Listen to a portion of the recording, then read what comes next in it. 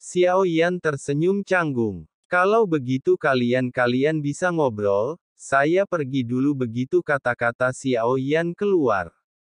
Kedua wanita itu memandangnya pada saat yang sama, mata mereka tidak ramah. Aku ingat namamu Nanfu, tapi aku seharusnya memanggilmu Ratu Sensi setelah bertahun-tahun. Mengapa tidak ada peningkatan kekuatan sama sekali? Sudut mulut Ratu sedikit terangkat, dengan sedikit senyuman. Menghadapi ejekan Ye Beijing pada malam hari, Anda tidak menganggapnya serius. Apa hubungannya dengan saya? Mulut kecil Ye Beijing tiba-tiba menggerakkan giginya, dan mulutnya yang tajam bersifat altruistik. Sekarang ini bukan lagi tentang kepedulian terhadap semua makhluk hidup. Sekarang kita berada pada kondisi yang setara. Sang ratu mengangkat bahu dan mengangguk. Dia benar, tapi kelihatannya seperti itu. Tampaknya dia Xiao Yan, tidak terlalu menyukai kami berdua. Setelah ratu selesai berbicara, dia melihat ke arah Xiao Yan. Ye Beijing juga melihat ke arah Xiao Yan lagi. Terjepit di antara kedua wanita itu, bisa dikatakan mereka berada dalam kesulitan. Xiao Yan hanya bisa menunjukkan senyuman canggung namun sopan. Anda tidak bisa memaksakan hal-hal seperti perasaan, bukan? Xiao Yan menyentuh hidungnya dan berkata sambil tersenyum, "Ya." Beijing segera menoleh ke arah Ratu dengan curiga. Ratu bingung dengan tatapan Ye Beijing. Logikanya, setelah sekian lama kematian Gu Zongsheng, Yang Mulia Ratu tidak pernah dekat dengan laki-laki, dan dia masih bisa menanggungnya setelah melihatnya. Sayangnya, melihat penampilan Xiao Yan, tampaknya Ratu pun belum berhasil.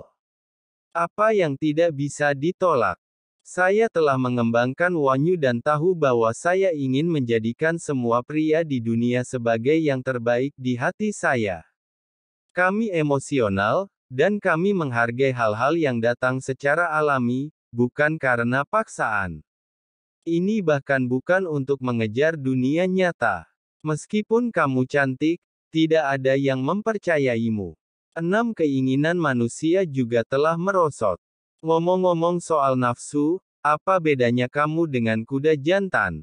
Sang ratu berbicara kasar dan tidak menyerah sama sekali. Dia juga tampak tidak takut pada Ye Beijing.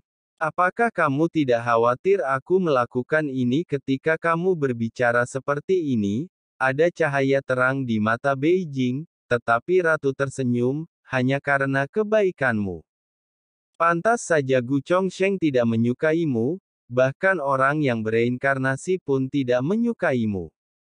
Anda dapat mencobanya dan melihat apakah dia ingin melindungi Anda atau saya. Ratu sangat percaya diri, dia yakin Xiao Yan akan berada di sisinya. Ye Beijing melirik Xiao Yan. Dia tidak ragu bahwa Xiao Yan pasti akan melawan Ratu.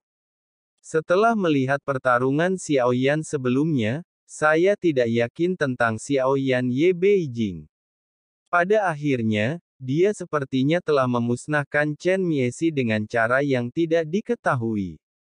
Ye Beijing sudah mewaspadai Xiao Yan. Ketika dia berada di dunia kuno keabadian dan iblis, Xiao Yan memberi kesan pada Ye Beijing bahwa dia bisa melihat kepalanya sekilas. Dan yang pasti Xiao Yan tidak menyembunyikan kekuatannya. Jika bukan karena kemunculan jiwa terbelah master virtual yang benar-benar menginspirasi Xiao Yan, Ye Beijing akan merasa bahwa dia telah melihat Xiao Yan yang asli. Sebelumnya, saya masih ragu bagaimana mungkin Xiao Yan bisa bergabung dengan Chaos God Realm dengan tingkat kekuatannya. Bagaimanapun, Ye Beijing tahu bahwa beberapa dari mereka perlu pindah ke Tai Huachan, dan kekuatan mereka tidak diragukan lagi. Kali ini, tabib istana Suqian sepertinya mengelak, namun nyatanya kekuatan tempurnya sama sekali tidak seperti itu. Dia bahkan tampak takut pada Beijing di malam hari, namun dia hanya berpura-pura. Ada banyak orang jenius dan berkuasa yang mungkin memiliki bakat yang sangat tinggi dalam budidaya, namun tanpa sumber daya yang cukup dalam, sebenarnya sulit untuk terus menanjak. Kebanyakan Tianze seperti tabib istana Su Qian. Dia telah mengamati seluruh situasi pertempuran. Menyamar sebagai orang lemah, dia tidak pernah menunjukkan kekuatannya yang sebenarnya. Jadi pada akhirnya Su Qian Taiyi berhasil lolos tanpa cedera, hanya saja ia mengalami beberapa luka mental dan sedikit lelah secara fisik. Singkatnya, tetap tidak ada kerugian.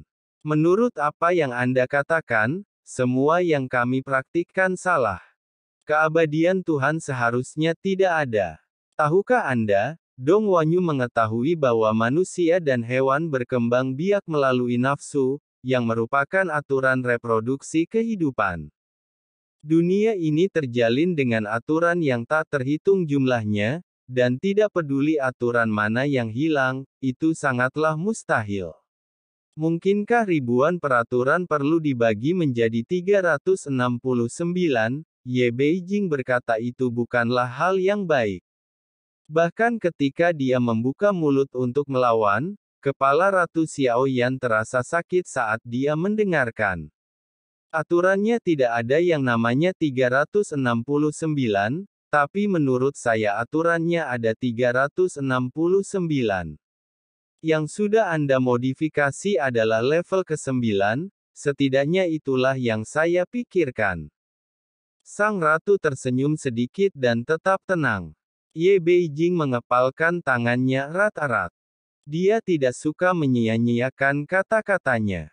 Jika Xiaoyan tidak ada di sini, dia benar-benar ingin menyulitkan wanita jalang ini. Anda dulu bersembunyi di belakang Gu Zongsheng, dan sekarang Anda masih bersembunyi di belakang punggungnya untuk menggunakan kata-kata Anda. Akan aku hancurkan Anda di tempat. Beraninya Anda berteriak keras, Ye Beijing berkata dengan mata. Jelas sekali, pertahanan Anda telah dipatahkan. Ratu tidak berbicara di sini. Karena keinginan untuk mengetahui memang tercela. Terlebih lagi, Ye Beijing menggunakan ribuan pria sebagai Ratu Tengkorak, yang menangkap titik sakitnya dan menuduhnya.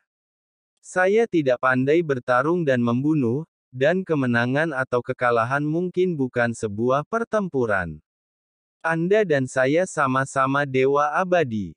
Meskipun wilayah Anda lebih tinggi dari wilayah saya, kita dapat berbicara tentang bagaimana Xiaoyan sebagai hakim. Ratu berkata tanpa tergesa-gesa bahwa setiap orang memiliki bidang keahliannya masing-masing, dan kecerdikan Ratu tidak diragukan lagi. Hanya beberapa kata saja yang membuat Ye Beijing tidak bisa menerima. Gigi tajam dan mulut tajam tidak bisa membunuh orang. Ya, Beijing tahu bahwa dia harus mengatakannya, tetapi Ratu tentu saja tidak akan memilih untuk setuju. Kalau begitu jangan membunuh. Semuanya tidak diselesaikan dengan membunuh orang, jika hanya dengan membunuh orang. Itu hanya menunjukkan bahwa orang tersebut bodoh dan cuek, berambut panjang, dada pendek, otak besar. Sang Ratu terus bersikap agresif, dan Xiaoyan berkeringat deras, takut Ye Beijing tidak akan mampu menahan diri untuk tidak memukulinya. Dengan kekuatannya saat ini, bahkan jika dia berada di pihak Ratu, dia mungkin akan dipukuli sampai mati oleh Ye Beijing hanya dengan satu tamparan. Saat aku melihat Ye Beijing hendak marah, Xiaoyan harus melangkah maju untuk meredam amarah terhadapnya. Kedua wanita itu memandang Xiaoyan pada saat yang sama, dan Xiaoyan menunjukkan ekspresi tersenyum. Bagaimana kalau kita bicara tentang pemikiran lain? Xiaoyan ingin dengan paksa mengubah topik dan melanjutkan, dan memutuskan untuk berkelahi. Bukankah kita berdua harus membicarakan hal semacam ini sendirian? Ye Beijing memandang Xiaoyan. Dia melirik Ratu dengan jijik, saya mungkin tahu lebih banyak tentang telapak tangan daripada Anda. Sang Ratu berteriak dingin dan berbicara. Ya, Beijing mengerutkan bibirnya.